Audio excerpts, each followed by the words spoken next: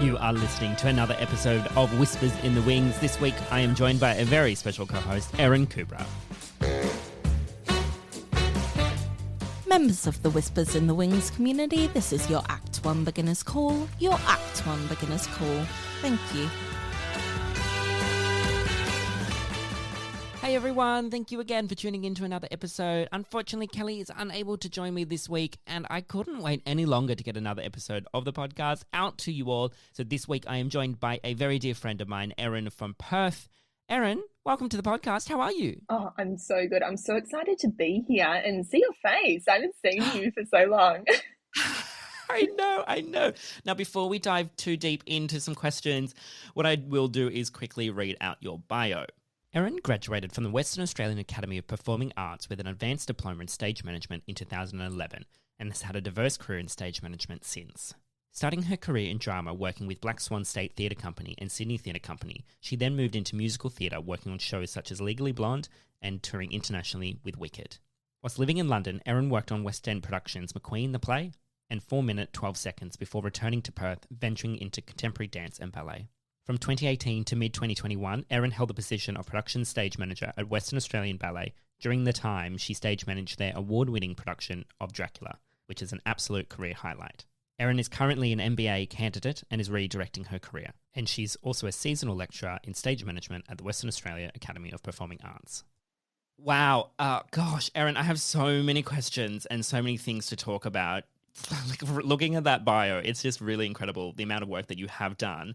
There's one thing missing from there, though. Oh, gosh. And that's the show that we actually met on. Oh, my gosh. Are you kidding? Did I forget to list it? Get Out of Town. That is so funny. You did. So we met working on The Wizard of Oz, which was my very first show as an ASM. It was my first show as a deputy stage manager. So I feel like when I met you, we were both trying to figure out this whole new roles thing. But oh, it was a great time. I loved that show. What I love about that show and what I'll always hold on to is the fact that I learnt to call for the first time on that show. And I had you as a really great tutor teaching me. Yes. Oh my gosh. I love it. I don't know about you, but how they taught school reading at WAPA was a little bit different to how musicals were kind of called, where it was very, here's kind of how you read a score and it's very organic, and which is great for ballet and opera. But when I got into musical theatre, it was very like, no, we're calling on the 1, 2, 3, 4, 5, 6. It's not set in stone, but just quite structured compared to, the ballet and opera world. Yeah, I loved passing on that knowledge to you, though. That was so good because it allowed me as well to practice teaching someone else a call, which I think is a skill that, is really valuable in our industry when it comes to mentoring new stage managers in. Absolutely. I couldn't agree more.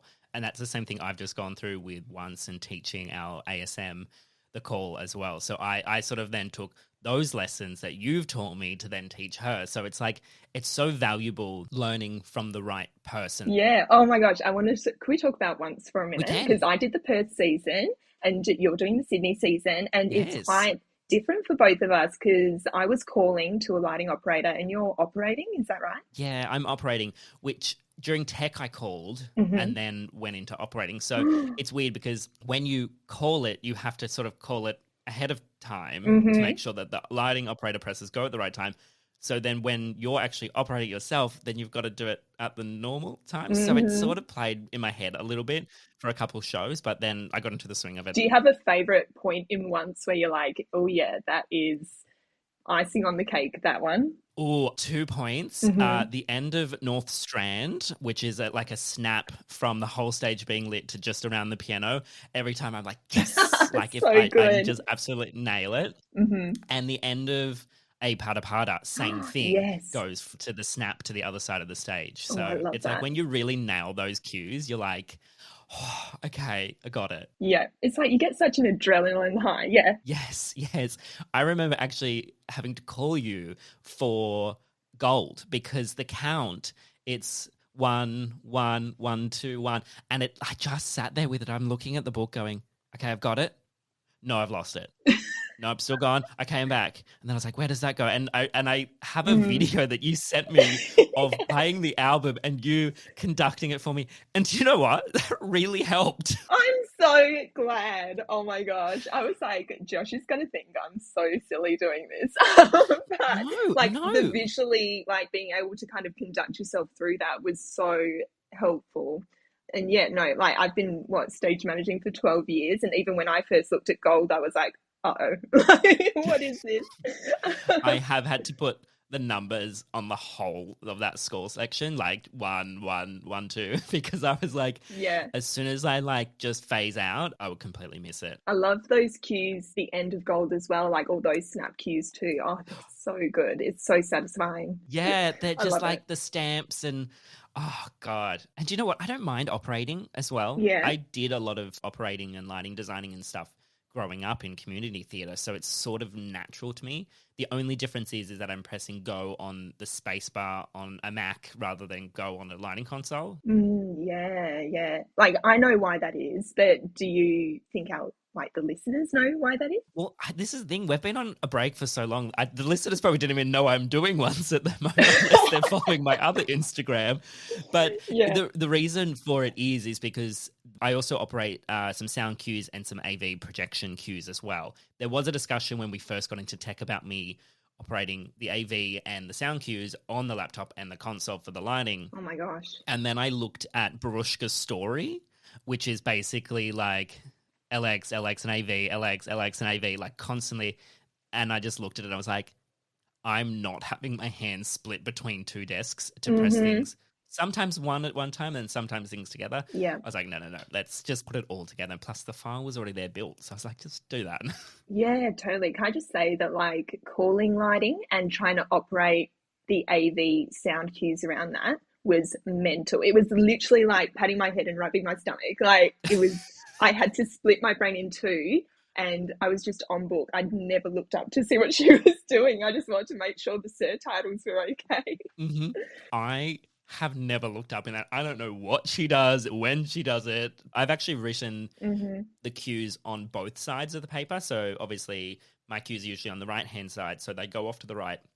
But then on the left-hand side, I've actually also written them above the line because it's like I don't have time to quickly look to the right, follow the line to go where the script is because it moves so quickly. So So if quick. I need to make sure I haven't missed anything, so I've now got them on both sides, which is so handy. Yeah, I actually retyped the script for that scene because I just needed the space in between. Like she would talk so fast and it was so tiny in the original script that I just couldn't fit all the cues in between. So I did yeah. the exact same Oh thing. my gosh, get out. I'm actually really glad I split it up into these sections. I actually, when I got the prompt copy, because the prompt copy I have wasn't yours, it was one from 2021 when they did the season. I actually did a digital prompt copy. I redid it. Not the cues, but just cut the score up, cut the script up, because I don't like getting to points in the script where you've got to flip a page really quickly. Like if the cue can be on the previous page, then it's for me it's better. I did the same for Charlie and the Chocolate Factory. The moments in Charlie and the Chocolate Factory where you met each of the golden ticket winners, there was like 2 lines of a score and then you'd have to flip and still be counting. I was like, why is this not all on the one page? So I did the same thing. And it's those tricks that like honestly save a lot of brain power trying to call a show or splitting your hands across 2 desks Yeah, or oh, calling totally. and pressing buttons. Yeah, I think that's like the most important thing about a prompt copy is especially what I say to new people coming into the industry or even students, like this is your Bible.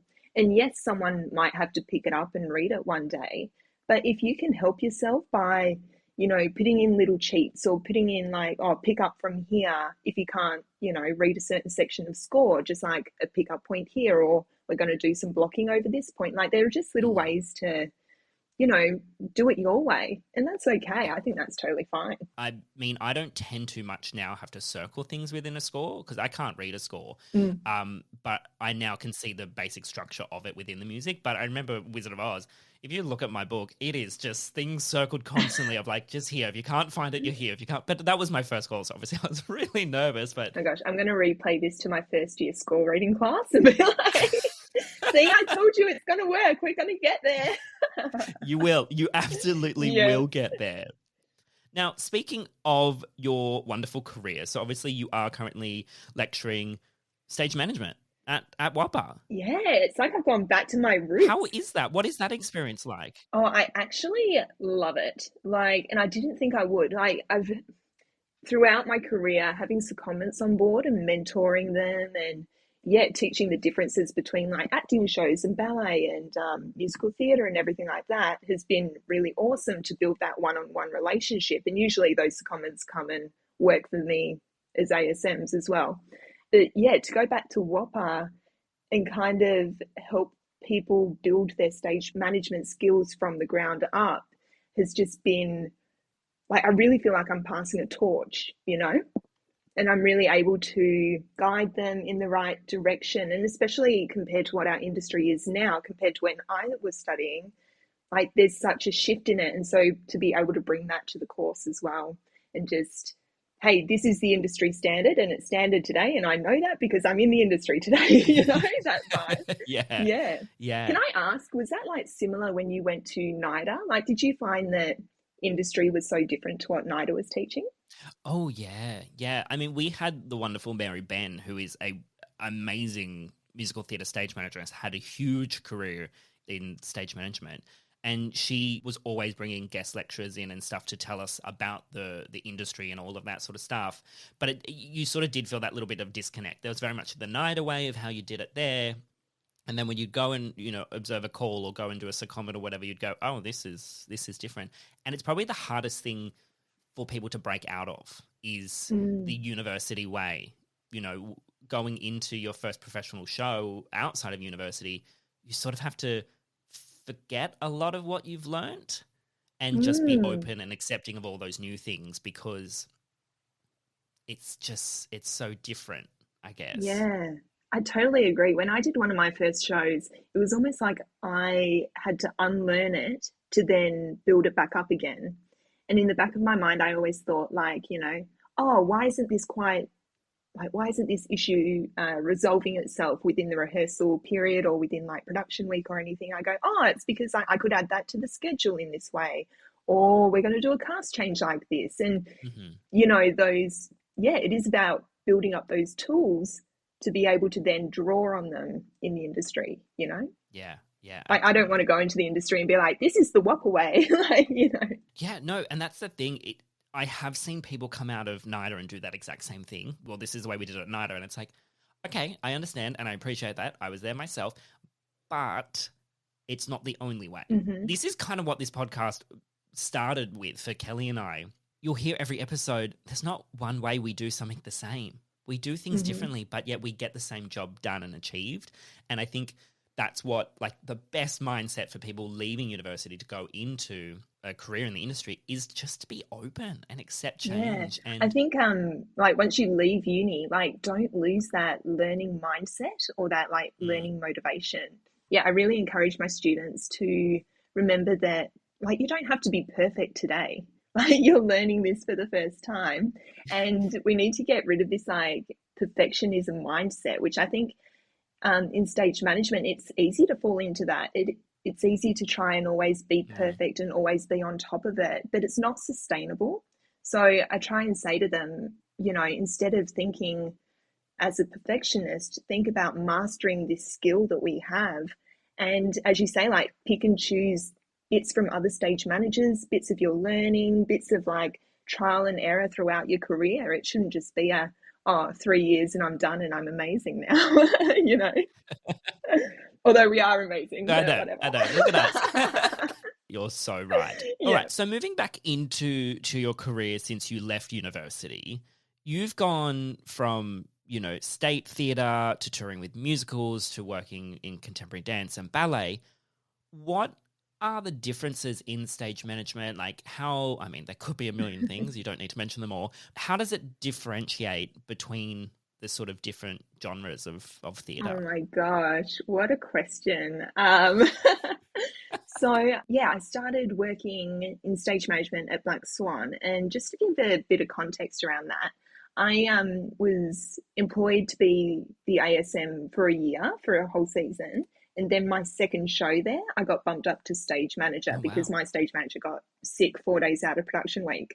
It freaked me out. I was like, looking back, I was like 21 years old, like, very green still, getting put into this role. And yeah, it was incredible, like to just Mm. jump in, and I had a very supportive director who really empowered me to take the role on fully.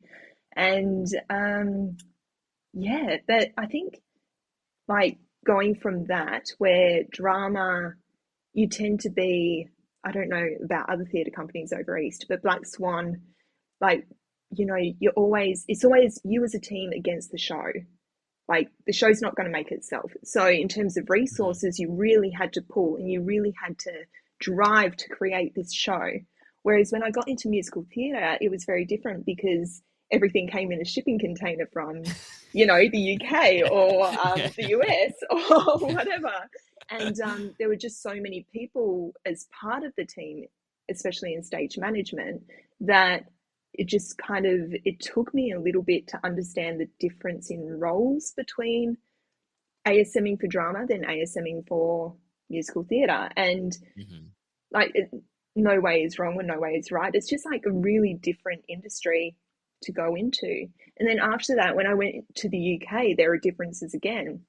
Yeah. Like, the stage manager I had on the Queen, they took on a role almost like a head mechanist in Australia. Like, they were on deck calling, fly cues or winch cues, or, all the kind of cues that a head mech would call to do a Sure. scene Yeah. change Yep. behind a cloth. They were controlling all of that. And they were the person who, when I was calling the show, I would go, "Are we set? Yep, cool. Okay, let's go," sort of thing. Yeah. So that was really interesting. And then, oh my gosh, going from musical theatre into ballet. Wow.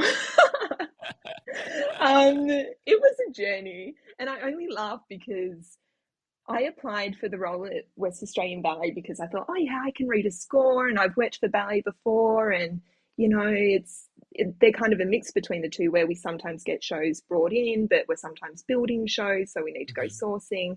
Like, it's kind of the meeting of both worlds. But when I first got a score, it was La Solfède, and I don't know why, you're gonna laugh, but like, when I looked at the score and there was no lyrics, I was like, oh my God, what am I doing? I I would be in just the don't same know. place.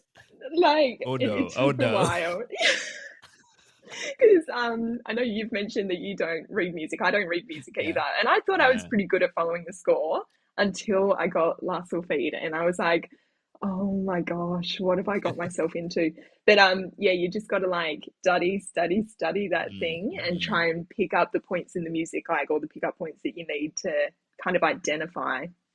But now that I've done ballet, and I think my score reading is pretty high up there now. Having done quite a few, having worked for the ballet for 3.5 years that I did. Yeah, so, like, being able to go, oh yes, I can see that a pas de deux is now, an adagio, then the male variation, the female variation, the coda, like, just those little tips and Mm. tricks where you go, oh, okay, I can identify in the music that scene's an acting scene where Giselle's mum is telling her to not dance anymore, and just stuff like that. I know that's really random, but oh. No, no, like that's the thing. I've never done a dance show, and yeah, I'd be in that same position as you. If I was to look at that score, I'd be like, the words. I'd probably try to make up words, make up a song within it to make it make sense. Yes. Because as you said, it's whatever you need to do to help you understand the score. Totally. Yeah. During I can't remember what show it was, but the head of music at the ballet and I, we would sit next to each other so we could kind of identify dance moves together and, like, go, Hmm. oh, we're going to call this the Harry Potter move because it looks like they're casting a spell. You know, stuff like that. And then when you get into contemporary dance as well, it's the same sort of thing. What I actually do is I block the dance, but I write out all my own weird dance moves. Hmm. Like, Hmm. I might be like, this is called Wi-Fi because they look like they're searching for something, or this is Yes. the elephant or the world, or and it's just like, yeah, about picking up those pickup points and going, I know what that says in my head, what Yeah. that looks like. And then you went back to Black Swan for once. Yeah, yeah. So when I left the ballet, it was very much okay, I feel like we got to transition now out of stage management. Yeah. So I left the ballet and I worked with Perth Festival for a bit on their opening event of the festival, which unfortunately got cancelled, but that was okay. It was kind of, the role was within the programming producing team, which was really exciting. And then after that, it was just like, you know what, like let's just play it by ear. And so I worked on barracking for the Umpire, which was another Black Swan show that unfortunately got cancelled. And then when Once came along, though, I was like, yeah, we're going to do that one. Come Yeah. on. I saw it on Broadway in like 2012, I think it was, and Oh, it wow. was so amazing. It was Yeah. definitely, Yeah. my heart was telling me to do that one. And it's such a beautiful show too. Oh, those shows where you just sit back and you watch the cast and you're just in awe. You just go, how are you doing that? How are you roller skating and playing the violin at the same time? While moving around 11 other people a piano, and for us at Darlinghurst, the audience are in the front row, like they're not in a Oh proscenium my anymore like God. they were for you. So Mm. there's so many layers of it. Oh, crazy. I used to think that at the ballet all the time as well, like watching the dancers do their thing, just they're amazing. They're athletes. I don't think they're appreciated as much as like football stars or Oh yeah. gold medalists and all that, but it's such like they're powerhouse performances. Yeah. Gosh. It's their life too. Yeah, they put so much time and energy into it. I watched a video from the Royal Opera House in London, and one of the dancers was saying, like, this is how I communicate with people. This is how I express what I'm feeling. And I just like, I felt that so much. Yeah. Gosh, art is amazing. Art is amazing. So you're leaving stage management, or maybe not fully, like you're just sort of taking a sidestep. Yeah, yeah. What are you planning on doing? Oh gosh, who knows what the future holds? But I'm Great. really enjoying my teaching at the moment, and I'm Hmm. studying my MBA as well in Arts and Cultural Management, which I'm finding very, very enlightening and very exciting. Great. But yeah, after that, I'm not sure whether I go into producing or um, even, I know it sounds, I don't know, a bit odd, but like go into like a government sector or something like that, or Okay. even, Yeah. I don't know, like maybe be an ED one day, a boss lady, who knows? So God, yeah, I'm not too stressed about it yet. I feel like you pick up so many valuable skills as a stage manager in people management, in, organization, in all those different things. And then, you going back as a lecturer to train that next generation also gives you more skills and more value Hmm. that really you can go anywhere within any field, but Yeah. of course anywhere in the arts, depending on where you want to go. I'm so excited for Mm. you, and like to find out just what the future holds for you. Oh, thanks. I am too. Yeah, it's just, I don't know, there's an open door, you know what I mean? So, yeah, and you're right, you're so right. Like the skills we pick up as stage management are so transferable, and Hmm. sometimes it's hard to express that to people and to explain it to people. But I really think once you get in there, people are going to realize, like, oh, this person has a lot of value and they're really important to, the goals and mission of the company. So, well, fingers crossed. Well, Erin, you are really valuable and have importance to my life Oh, because of everything you've taught me and showed me working together. And even when we weren't working together, I've called you many times, be like, hi, help. And I really appreciate that. And I hope the oh, audience has taken a lot out of what we've discussed today. And I think maybe we should just take a little break and have a little interval. oh, I love a Kit Kat, so having a break is good. Great. I'll go buy you one. Let's go.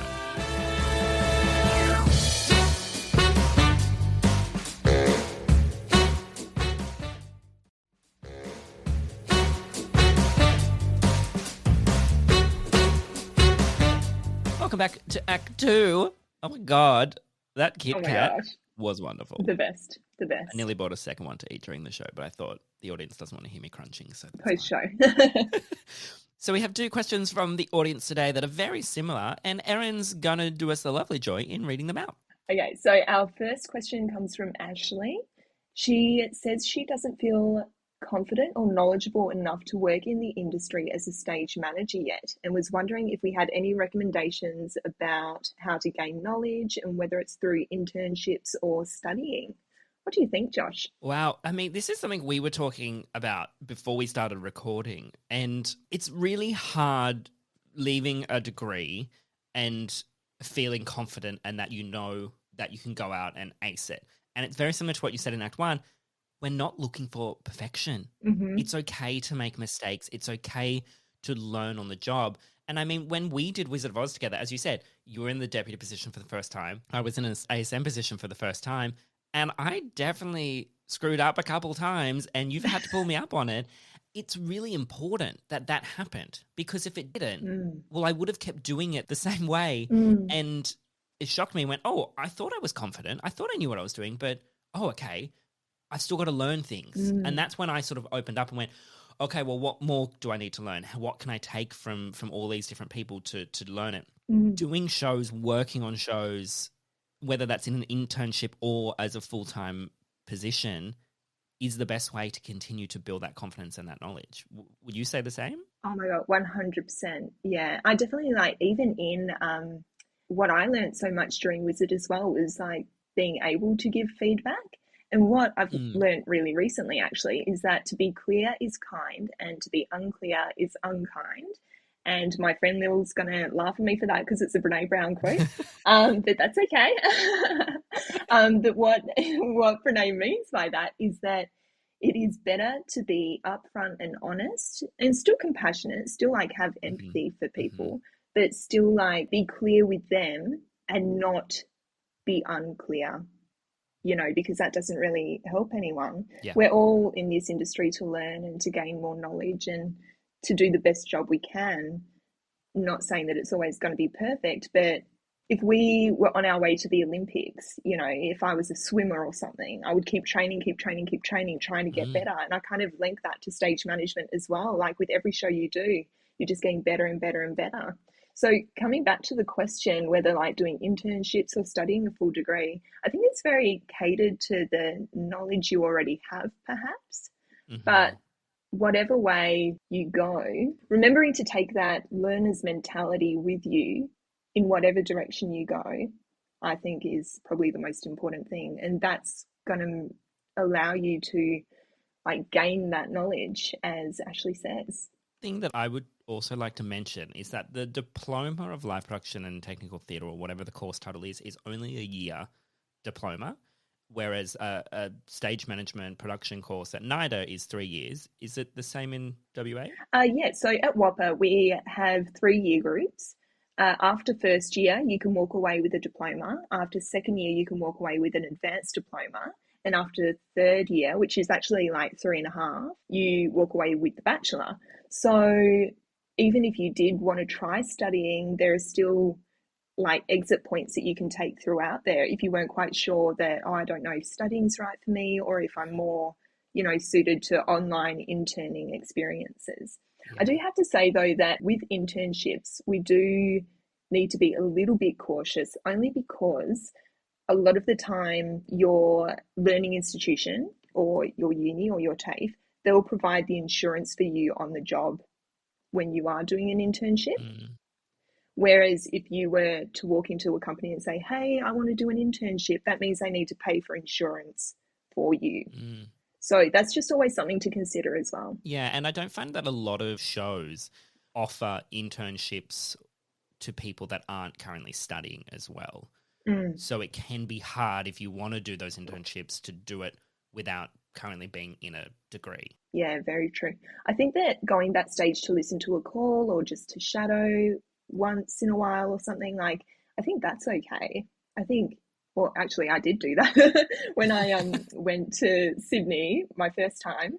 I was taking one of the Black Swan shows over because it was a co-pro with Sydney Theatre Company, and that's actually where I got a lot of contacts with musical theatre people, because I went and listened to the call of Legally Blonde, and that was how I met the amazing Katie Malakari and the team on Legally.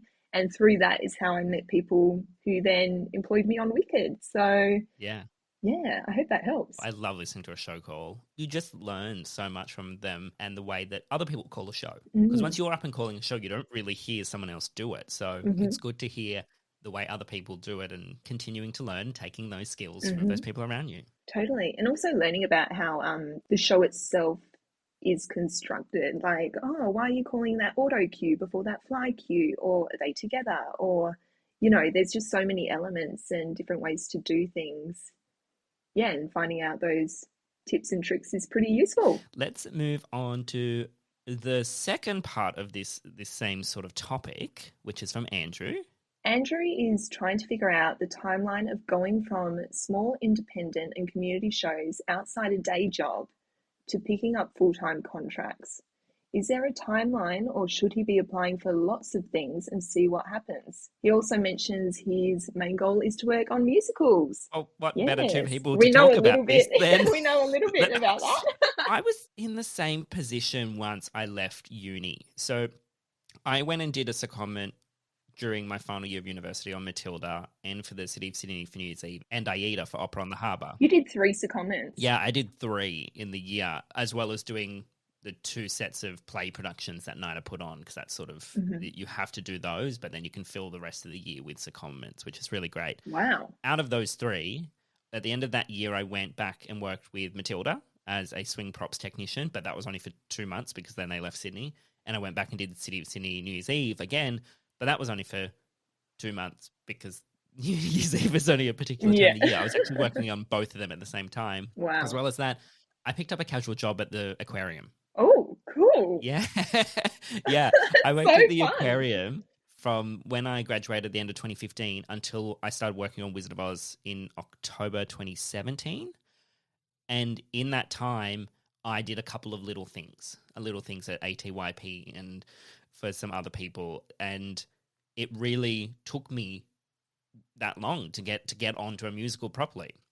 And it was because I did audition work for GFO that then I got to meet with the right people, network with the right producers and the team, and then that's how they then introduced me to the stage manager of Wizard of Oz, and then that's how I got there. So for me, it was quite a lengthy time in my mind, but I know other people that have left university and gone straight onto a big show or a big event or whatever. So I personally say there's no timeline for it. You should be applying for whatever you can and just keep going. Don't give up, and doing what we've said with Ashleigh, going and listening to calls and doing observations and try to do internships if they allow it, so that you can continue building that knowledge in the time that you're not working on professional shows. Yeah, I completely agree. Totally. I guess like in terms of musicals, because the way I got into them was kind of by doing drama shows first and then connecting with people through that to, get put onto a musical then. So like I understand that, yes, like there are stage managers who are very, oh, I love working on musicals and that's what I want to do. I completely get it. I really do. But also like if you do want to open up your world a bit, like feel free to go to the opera and to, Sydney Theatre Company or, any of the major players or even the non-major players like Darlinghurst as well, because now you've got credit to your name as well, being the stage manager for once. And so it is about, don't shut any doors off, And it's not like just the big players who do produce musicals as well, like Yes. Opera Australia doing Phantom at the moment and So basically, there's no timeline. You've just got to keep going. Don't give up. If it's something you're really passionate about, just keep following it and your time will come. And don't compare your timeline to other people as well, because I think that's a trap we kind of get, set ourselves up for a little bit, like we're all on our own journeys and, yes, someone might be working on a big musical already, but, they might actually only be working as a stage manager for 3 years or something. You don't know what the future holds. So they might be retiring like me.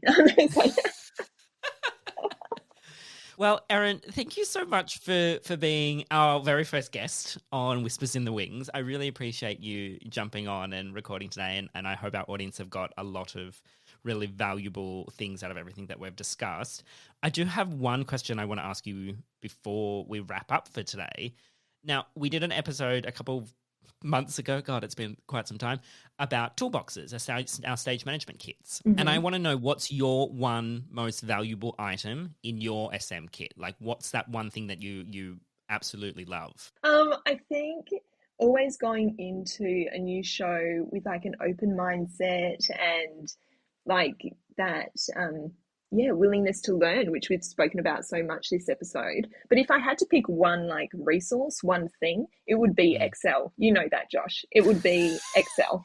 Yes, you are the queen of Excel. It makes my life so easy. It makes my job so easy. And yes, like I can make some really crazy documents that take me hours. But I tell you, if a split track were to happen on once when I was doing it, I was ready. Yes, Excel is great. PowerPoint's my new thing as well. I love it. Yeah. If you ever need a PowerPoint, hit me up. Okay, well, thank you, Erin, again so much for joining us today. If anyone has any questions for you or wants to follow your journey, where can they find you? Oh, probably on Insta. It's just my name, Erin Coubrough, or add me on Facebook, really. Just send me a message first. But no, I'm really passionate about empowering and mentoring the new people coming into our industry and into our profession. So if anyone was like struggling to find their way into the industry, or, you know, wanted to know a bit more about stage management, or wanted to be directed to some resources, like, I am here for it. I love it. So yeah, please don't be shy. And I've had such a fun time, Josh. Thank you so much. That's so lovely. Oh, you're so welcome. Well, thank you again, and I hope we'll see you again on another episode sometime soon. Fingers crossed. Okay, chookers, babe. Chookers. And if you'd like to ask a question for a future episode of Whispers in the Wings, you can head over to Instagram to our page there, Whispers in the Wings, and send it via DM. Or you can email us at whispersinthewingspodcast@gmail.com. Thank you, everyone, so much for listening. We'll see you next time. Bye-bye.